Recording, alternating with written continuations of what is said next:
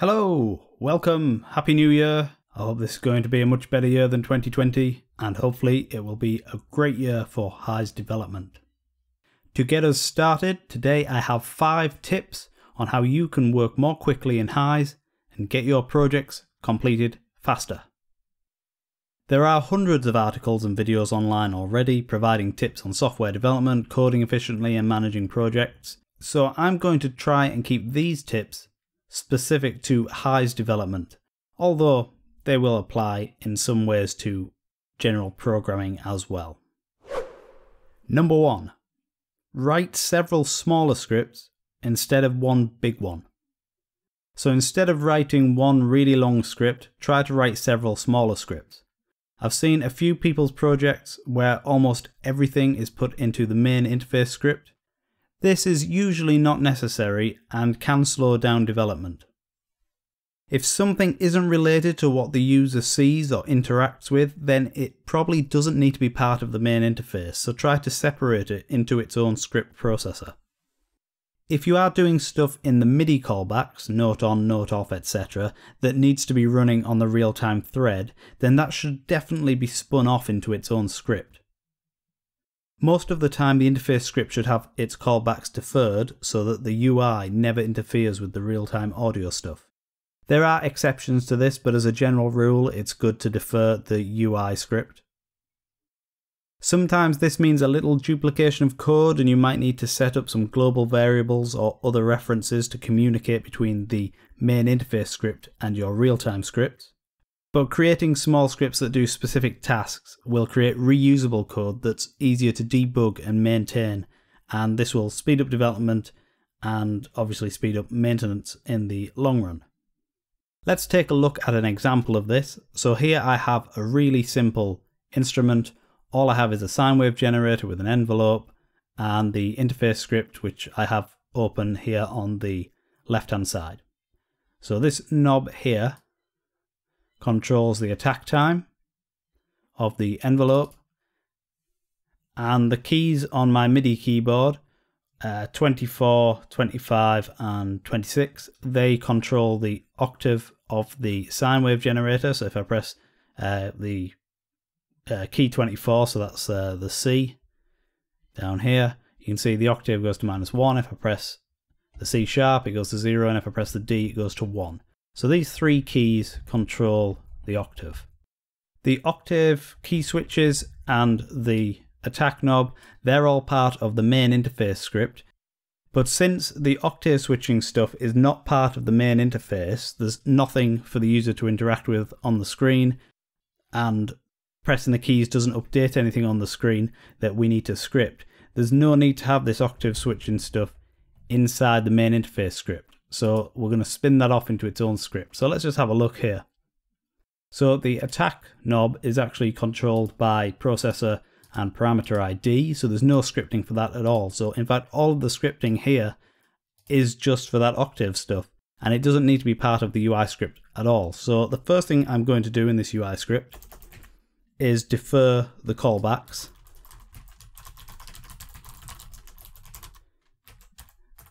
And that won't actually make a difference to this particular project because we're not going to be doing anything in this script, but it's just as a sort of thing in the back of my mind. That's good practice to do, and it means when I do come to add something to this script, it will be deferred already. So we'll have a quick look at what the script's doing. So we're grabbing a reference here to the sine wave generator, so that's your standard synth get child synth command. Let's close the API browser there so we can see this a bit better. And we'll just move that over. And then here we have an array of keys. So that should be a const var. Let's change that. We have 24, 25 and 26. So that's the keys we saw on the keyboard that changes the octave. That's C, C sharp and D. And then if we go to the onNote callback, the onNote on callback, let's change that to a reg variable instead of a const. And that can be a reg as well. So what we're doing, we're getting the note number. We're checking if the keys array contains that note. So we're checking if one of the notes is pressed. If it does, then we're ignoring the event because we don't want to trigger the sine wave generator, which will happen if we don't ignore the event. Then we're working out the transposition, so we're working out if it's going to be setting the octave knob to -1, 0 or 1, and that's really simple. We're just using the index of the key in the array and subtracting 1 from it. And then we're applying that change to the octave knob of the sine wave generator.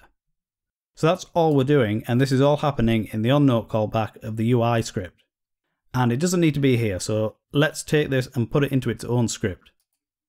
So I'm going to set this up in such a way that we can reuse this in other projects. So we're going to make it reusable as well as taking it out of the UI script. So we're going to add a script processor directly to the sine wave generator. And we're going to copy our code. In fact, we're going to cut the code from our interface script. And the same for the note callback. And we'll paste that in here. And we'll hit F5. We might get an error message here. So that seems fine. Now we'll open this in the scripting window just so we can have a better look at it.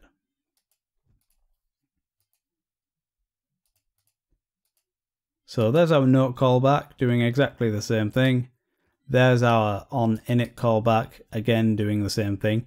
Okay, and if I play those same notes, we should see the octave move. Okay, that's not working for some reason. Let's see. I think it might be because I changed these to reg variables. I'm going to change these to local variables instead. Not quite sure what's going on there, but we'll leave those as local. And hopefully that will resolve that. Yeah, so the octave knob is moving again when I press the keys. So we've taken that code that was in the main interface script and didn't need to be there, and now we've put it into our own little separate script. Now I'm going to show you another trick we can do, because this script is tied to sine wave generator 1.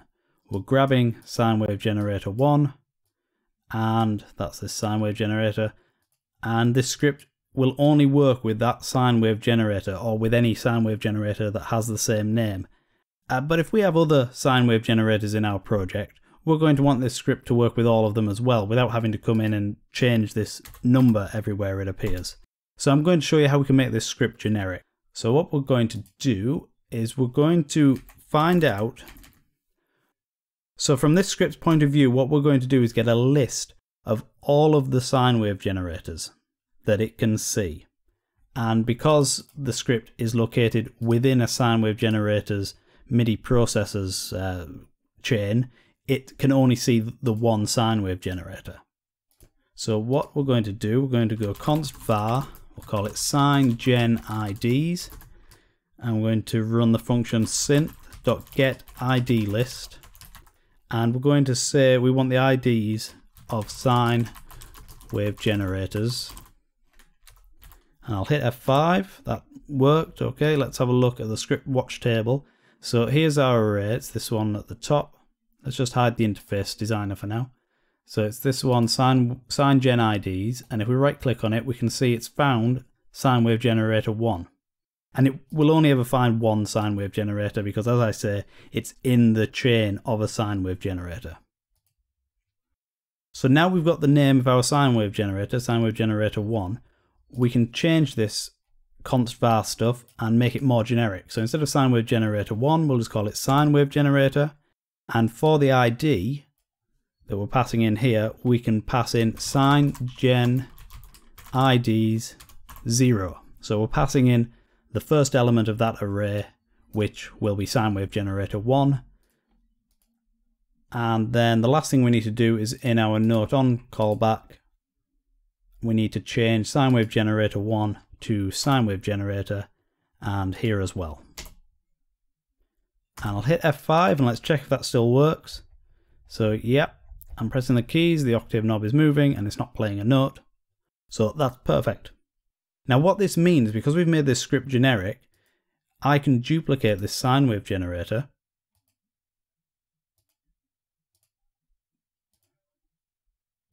We'll delete the extra envelope it adds in there. And our script is in here, but this time the sine gen IDs is going to contain sine wave generator 2. So now if I press these keys 24, 25 and 26, you'll see the octave knob move on both of them. And I haven't had to write any extra code, and I can reuse this for as many sine wave generators as I like. So this is a really great little tip. It'll really speed up your workflow. Anything that doesn't need to be in the UI script, see if you can take it out and put it in its own separate script. And it's even better if you can make that script generic and reusable so that it can be used over and over again in multiple places without you having to write extra code. And of course you could even take this and put it into an entirely different project as well, and it would work there just fine. Number 2, design your project around what HISE can do, not what you want it to do. So I don't have a video example for this tip, so here's some videos of ducks. Ducks are very useful for professional coding. So when you start planning your project, it's really beneficial to have in mind the features of HISE that are straightforward to implement. If you make your project as vanilla as possible without using weird hacks, workarounds or custom C++ code, you'll find your development process goes much more smoothly and quickly. Don't get me wrong, it's a good thing to look for new features and to request new features, and it's even better if you're able to implement them and share them with the rest of us. But doing this while you're developing your project will slow you down and lead to more bugginess in your code. So work with what HISE has to offer at the time and plan for new features in the future. Your customers will be absolutely thrilled to receive an update offering shiny new features, but they won't be so happy if the initial plugin is slow or buggy.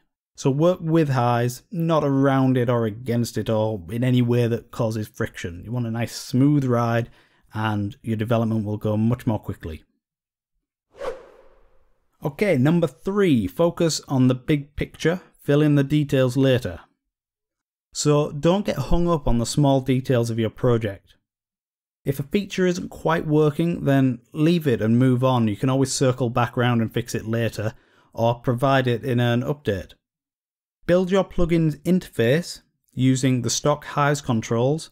You can add graphics later, just get on with building your interface and building the functionality. Don't worry so much about how it looks. This is especially useful if you're working with a designer, as they'll be able to do their thing while you're doing yours. And when you come to have conversations about things that need changing or aren't quite working or new things you want to add, it won't be too bad for either of you because you won't have yet melded the two parts together, so you'll still be working independently to some degree, and that will make those changes a bit easier to go through. Here I'm just building an instrument. This thing took me about 8 minutes to put together. We're just speeding through it now. And as you can see, in 8 minutes I've managed to build a simple instrument, but it's got preset browser, ADSR controls with a little visual table, modulation, expression, velocity controls, and velocity intensity adjustment. And that's just in 8 minutes. And I wasn't focusing on how the UI looks, I was just focusing on getting it done, get the features in there. We can focus on how it looks like later. And of course, it doesn't look hideous. I mean, it's usable, but it needs styling, obviously, and graphics adding to it. Number 4, customize your workspace. So I have a separate video on this topic, which I'll link in below. Customizing HISE to suit your personal workflow can really speed things up. I often like to have 2 code windows side by side so I can see how different parts of my project relate to one another, and this is easy to do with a floating window. I also like to have a separate tab open for each of the main callbacks of my script. This means I can just switch tabs instead of having to click the drop down to see the code of another callback.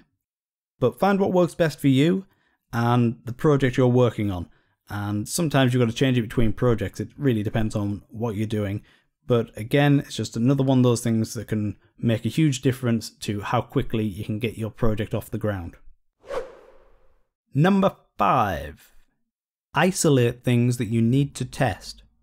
If you hit a problem with your script that's difficult to solve, you should try to isolate it and rebuild the part of your project that is causing the problem. If you find you're recreating a large part of your project, then you probably have a structural problem that needs to be addressed first, and it might be better to look at refactoring your code before you tackle the original problem.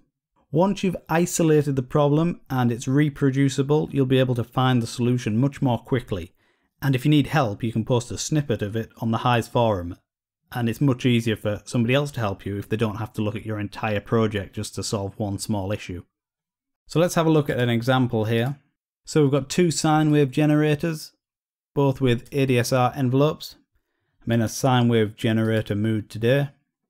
And we've got ADSR controls on the interface over here on the left hand side, so the attack controls the attack. And if I just make these a bit smaller, we can see that the controls on the left control both envelopes at the same time.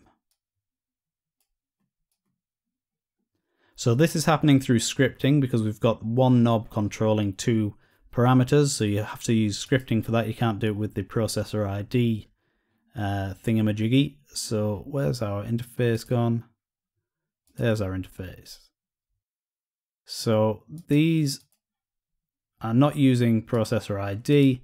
They're doing this through the scripting, and we're not going to look at the script because I've deliberately made this script fairly badly written. It's just a long convoluted script, but it's got a bug, and that's the thing we're interested in. So the other two controls here, the saturation and this link button, let me show you what they do. So we'll hide these envelopes, we'll open up the main body of the sine wave generators again. So over here we have the saturation knob of each sine wave generator, and over here we have a saturation knob. Now as you can see, moving on its own doesn't do anything, but the idea is you click this button called link, and when you move the saturation knob it should move both of these knobs here, and as we can see that is not working. Now somewhere in here is the code for that, so let's have a look. We've got KNB saturation, BTN link, so we've got something there for it. Then we've got, here's something else, KNB saturation set control callback, and here's the control callback. So we've got some chunks of code all over the place, and there's a bug in there. So what we're going to do, we're going to isolate the problem. We're going to restructure this, and we're going to build a separate script just to isolate that one problem. So let's add a new script here. So what we're going to do is we're going to add a saturation knob.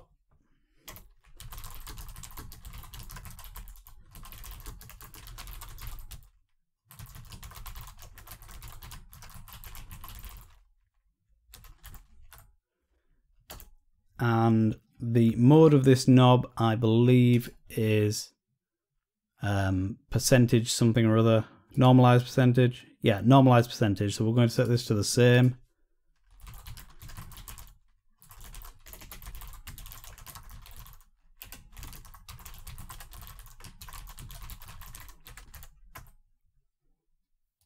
So we've got a knob here doing its thing.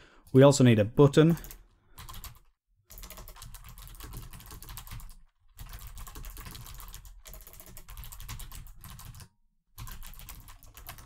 Call it BTN link, and this will be positioned there. I've just realized actually I didn't put in the X and Y position for the knob, not that it matters. There we go. So we've recreated the interface that we're having a problem with. Now let's see if we can figure out what the problem is with the functionality. So we'll just copy the functionality across. So we've got KNB saturation, where's the callback? Here's the callback. So this is where the bug lies. So we'll copy that across. Now obviously this is a fairly simple example. I could actually just debug this in the interface script, but it's just to show you how you'd go about doing this kind of thing. So we need to set the saturation knob's callback to this function here. KNB saturation.set control callback. Just paste that in. We've got this loop here that's going through the sine wave generators, because remember it's meant to control both sine wave generators. So we need to grab both sine wave generators as well from this main script. So that's up here, sound generators, here we go. So we'll just copy and paste that. You can see I'm doing that thing with the sine gen IDs here as well, how we used the ID list thing before. So we'll paste that in as well. Just put a comment there. Okay. So now we've recreated the original issue. I'm moving this and it isn't doing anything. So let's figure out why. So we come into this function. It says if btn_link.getValue equals 2, then for x in sine gens, so for each sine wave generator, set the attribute of the sine wave generator, and the attribute is saturation, and we're setting it to value. And value will be the value of the knob. So the first thing I'm noticing is this line, if the link button's value is equal to 2. Well, a button can never have a value of 2, it can only be 0 or 1. So that's not going to work. So if we change that to 1, so now let's compile and see what happens. So remember, it should move the saturation on both of these when the link button is enabled, but it shouldn't do anything when the link button isn't enabled. So the link button's not enabled, nothing's happening. That's correct. Now we'll enable it. And it's moving the volume of these two sine wave generators instead of the saturation. So let's see what's going on now. So the part where it's setting the value is here, and it's setting the saturation value, which is what we want, saturation, but for some reason it's not doing what we expect. So what we need to do is double check first of all that the constant we want is called saturation and it's spelt like that. So we'll go over here to the module browser, and sine wave generator, we'll right click on that and we're looking for saturation, and we can see that's called saturation amount. It's not called saturation, it's called saturation amount. So that's what I need to change here. And I'll hit F5 again, and now we'll move this knob and the saturation controls are working. And we'll unlink them, and now it does nothing, which is what we want. We can link them again, and it's working. So now we've solved that issue and we've got it in isolation. So we can say, okay, that's how that functions. So we now know that back in our main script, we've got to change this value and we've got to change this constant. So let's go and do that.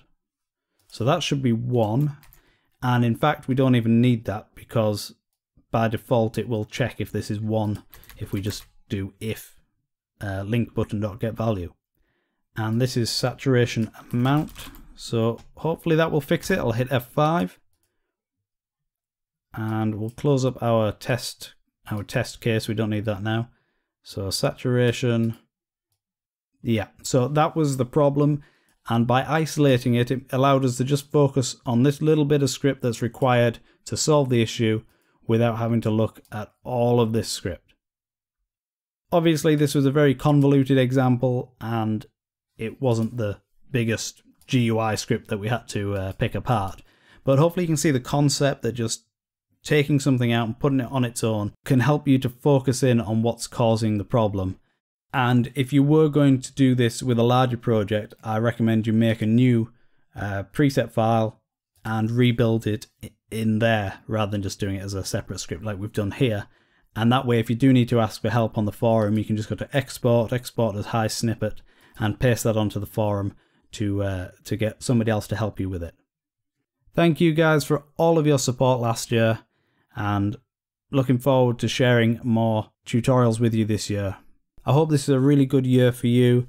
I hope things start to get a bit more normal soon. Let me know if you've got any questions or comments. If you know anybody who'd like to see this video, please share it with them. And if you'd like to see more videos like this, check out the Patreon link in the video description. Thank you for watching this video. I'll see you next time.